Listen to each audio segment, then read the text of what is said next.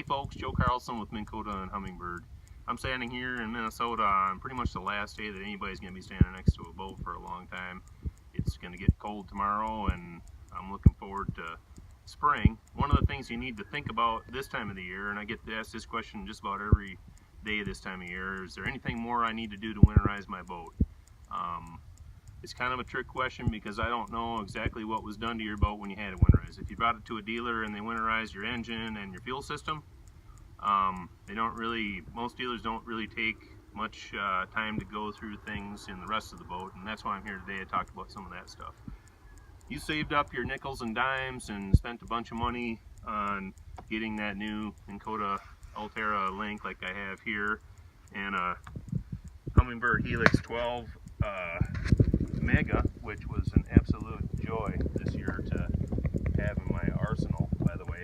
But you don't want to leave that stuff sit outside. It's going to hit 20 below zero for extended periods of time. I'm not saying that it'll hurt the units, but I'm saying that they're going to be better off sitting in a little warmer environment. So if you can take things off, like this Humminbird's back mounted here, I was fortunate this fall to be able to use the new 2018 Skeeter WX2060, which will accommodate a 12-inch helix in the bow.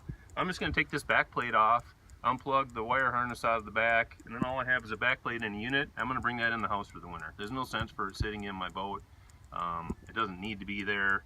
I've seen, as most of you know, I've got a long history in working on boats. I've seen boats that were used to house golf clubs and even lawnmowers and that kind of thing, and they're more suited to wintering in your boat than your electronics are, in my opinion. So one other thing, in my many years of winterizing, on my own checklist, I would take, I just gotta, on this, if you take the prop off of your trolling motor, don't lose the little washer here.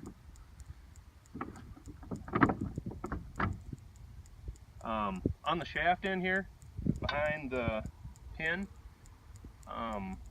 you might not even know it, but if you've driven over any kind of fishing line, and it's pretty common, I'm going to say it's probably 1 out of every 5 boats that I looked at when I was winterizing them, had either monofilament or even worse, they've had braid in there. What that does is it'll crawl up into that seal, and it'll make a place for water to intrude into your motor.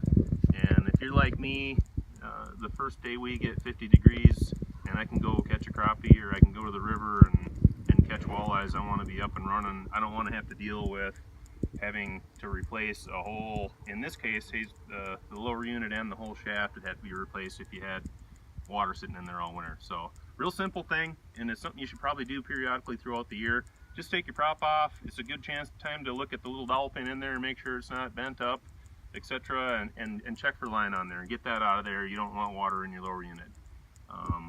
If you've got a little ding on your prop or what have you, I can guarantee you that the elf on the shelf isn't going to come and work on your boat and replace that in the middle of winter. This is a real good time.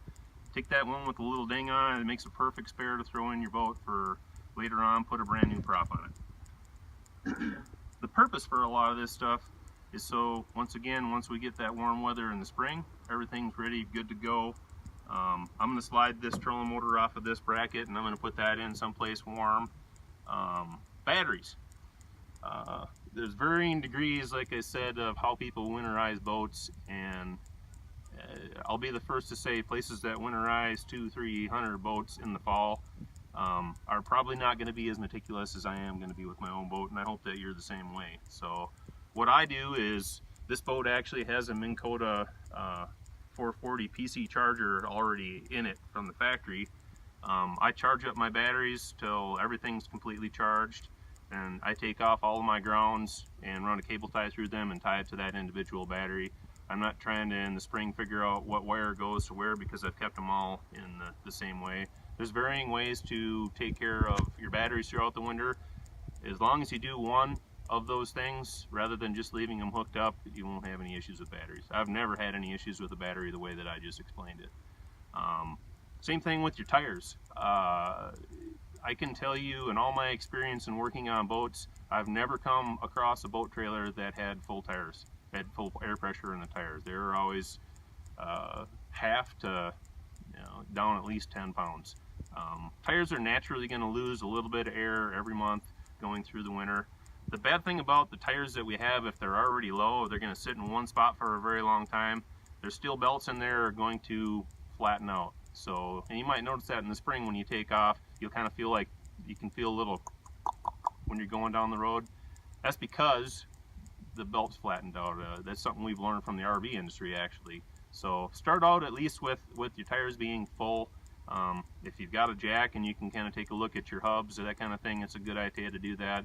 Once again, once it hits 50 degrees, we're gonna, actually what it comes down to is we're going to the lake, whatever shape our boat's in, and we'll deal with that later after we're done catching fish. So there's a couple tips that I thought I'd share with you.